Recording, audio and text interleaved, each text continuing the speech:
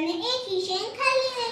आणि मग भुईमुगाच्या शेंगा खाताना मुलाने घाणेरडा प्रकार केला. शेंगदाण्याचे सगळे तर्फली काढून बाहेर इकडे तिकडे फेकून दिले. आणि मग थोड्या वेळाने गुरुजी वर्गात आल्यावर त्यांनी पाहिलं आणि म्हणले, हा सगळा कचरा कोणी केला? आणि मग एकही मुलाने काही नाही बोललं. आणि मग गुरुजी म्हणले कोणीच नाही सांगत ना, तर सगळ्यांनीच हा कचरा उचला, हीच तुमची शिक्षा. आणि मग सगळे मुलं कचरा साफ करू लागतात. आणि मग गुरुजींचं लक्ष तिलकांकडे जातं.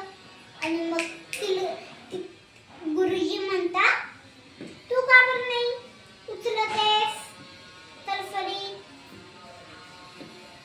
आणि मग तिलक म्हणतात, मी शेंग खाल्ले नाही, मी तर्फडी उचलणार नाही. आणि मग गुरुजी म्हणतात, वा रे वा, मगाशी विचारलं कोणी कचरा इकडे तिकडे फेकला, तेव्हा नाही बोलला. आणि मग तिलक म्हणले,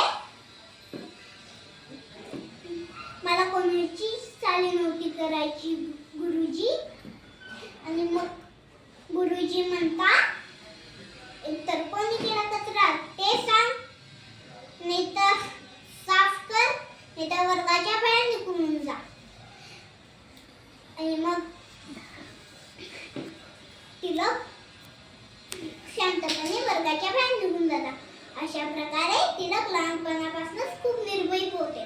आणि त्याचा एकच म्हणणं होता, स्वराज्य हा माझा जन्मसिद्ध हक्क आहे, तो मी मिळवणारच. जय हिंद, जय भारत. धन्यवाद.